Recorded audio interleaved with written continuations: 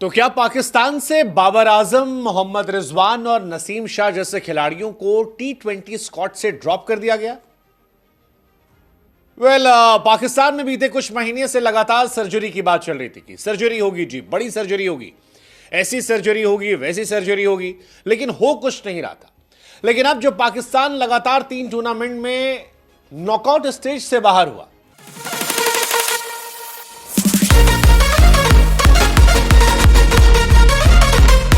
तो क्या पाकिस्तान से बाबर आजम, मोहम्मद रिजवान और नसीम शाह जैसे खिलाड़ियों को टी20 स्क्वाड से ड्रॉप कर दिया गया? पाकिस्तान में बीते कुछ महीने से लगातार सर्जरी की बात चल रही थी कि सर्जरी होगी जी, बड़ी सर्जरी होगी, ऐसी सर्जरी होगी, वैसी सर्जरी होगी, लेकिन हो कुछ नहीं रहा था। लेकिन अब जब पाकिस्तान लगातार 3 टूर्नामेंट में नॉकआउट स्टेज से बाहर हुआ, जब पाकिस्तान पर टुक टुक खेलने के आरोप इंतहा हो गए, तो क्या पाकिस्तान क्रिकेट बोर्ड ने बाबर और रिजवान को हटाकर पहली सर्जरी का ऐलान कर दिया? क्योंकि पाकिस्तान ने न्यूजीलैंड दौरे को लेकर टीम की अनाउंसमेंट की है। वनडे और टी20 टीम की अनाउंसमेंट हुई है। कुछ खिलाड़ी हैं जो दोनों फॉर्मेट में हैं, लेकिन कई खिलाड़ी हैं जो एक ही फॉर्मेट में हैं, और एक फॉर्मेट जिसमें अगले साल टी20 वर्ल्ड कप है, वो टी20 का फॉर्मेट, उसमें से बाबर और रिजवान दोनों को ड्रॉप कर दिया गया है।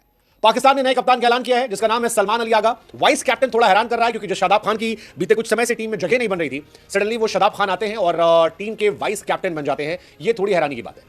ये सीरीज इंपॉर्टेंट इस लिहाज से भी है क्योंकि पाकिस्तान को 1, 2, 3 नहीं बल्कि 5 टी20 मैच खेलने हैं। ऐसे में 5 टी20 मैच खेलना, रिजवान को टी20 कैप्टनसी से हटाना, बाबर आजम को टी20 से ड्रॉप करना, आगा अली सलमान को कप्तान बनाना, शादाब को वाइस कैप्टन बनाना, कई खिलाड़ियों को वापस लाना, कई खिलाड़ियों को टीम से निकाल जाना, ये काफी इंटरेस्टिंग है। अब या तो वसीम अकरम जो कह रहे थे वो बात सुन ली गई है। वसीम अकरम बार बार कह रहे थे कि भैया बाबर रिजवान को खिला रहे हो, हाथ तब भी रहे हो, इससे बेहतर है कि इनको हटा दो, कुछ नए खिलाड़ियों को ले आओ, क्या पता वो अच्छा कर दे। जैसे अब्दुल समद नाम का लड़का है, तगड़ा खेलता है पाकिस्तान में, उसको वापस कर लिया गया है। इनके आईपीएल के टैलेंट जो है मोहम्मद अली, पीएसएल के मोहम्मद अली हो गए या फिर मोहम्मद हैरिस हो गए, ये सारे खिलाड़ियों की वापसी करवाई गई है और इनसे पाकिस्तान उम्मीद कर रहा होगा कि शायद इस बार कुछ अलग करे, कुछ खास करे।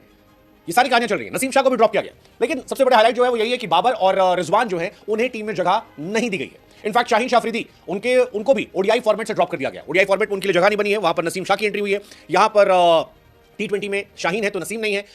बहुत बहुत बहुत बहुत हैरानी की बात है। मतलब आकिब जावेद का जो स्टेटमेंट आया बाबर रिजवान को ड्रॉप करने को लेकर, वो आया कि यार हमें एक अलग माइंडसेट से क्रिकेट खेलना है, टी20 फॉर्मेट। एक्चुअली सच भी है, पाकिस्तान बीते कुछ समय से टी20 फॉर्मेट में एक आउटडेटेड टीम हो गई थी, नई टीम नजर नहीं आ रही थी और इसकी शिकायत बार बार की जा रही थी। कहा जा रहा था कि जी अगर हारना ही है तो उन खिलाड़ियों के साथ हारो, जो नए हैं कम से कम वो सीखेंगे, बेहतर होंगे। और पाकिस्तान का ये इशू बढ़ रहा था। रिजवान पर भी आरोप लग रहे थे कि वो अपने स्ट्राइक रेट पर ध्यान देते हैं, बाबर पर भी लग रहे थे। सैम और फकर क्योंकि चोटिल है तो फिलहाल इस टीम का हिस्सा नहीं है, लेकिन जो टीम बनाई गई है उस टीम में दमखम तो है यार। चले तो चांद तक चल जाएंगे, नहीं चले तो आप शाम तक हो जाएंगे। लेकिन जिस इंटेंट क्रिकेट की बात दुनिया करती है, उस इंटेंट क्रिकेट को शामिल करने के लिए यहां पर शुरुआत हुई है। कहा गया है आकिब जावेद की तरफ से कि हम एक फ्रेश अप्रोच की तरफ स्टार्ट कर रहे हैं और एक यंग प्लेयर की टीम बना रहे हैं ताकि एशिया कप या टी20 वर्ल्ड कप जो है वो हम भी कुछ कर सके, फेयरलेस क्रिकेट जो है वो उसमें खेल सके। अब कहानी है कि क्या बाबर रिजवान का टी20 करियर खत्म, बड़े खिलाड़ियों का नॉट फिनिश, लेकिन थोड़ा डिसअपॉइंटिंग होगा उनके जनरेशनल टैलेंट के लिए, क्योंकि इंडिया में रोहित, विराट टी20 वर्ल्ड कप जीतने के बाद छोड़कर गए थे। पाकिस्तान के जो बड़े खिलाड़ी हैं बाबर रिजवान, क्योंकि बाबर टॉप 5 रैंकिंग में भी आते हैं हमेशा, वो ड्रॉप किए गए हैं और ये अपने आप बताने के लिए काफी कि किस बुरे समय से वो गुजर रहे हैं और किस तरह का टुक टुक का माइंडसेट जो है वो उन पर लगा हुआ है। पाकिस्तान जो हुआ है वो इत्तेफाकन भी नहीं, क्योंकि चैंपियंस ट्रॉफी से फर्स्ट राउंड से बाहर हुए, एक मैच भी नहीं जीते, ट्राई नेशन सीरीज हार गए थे।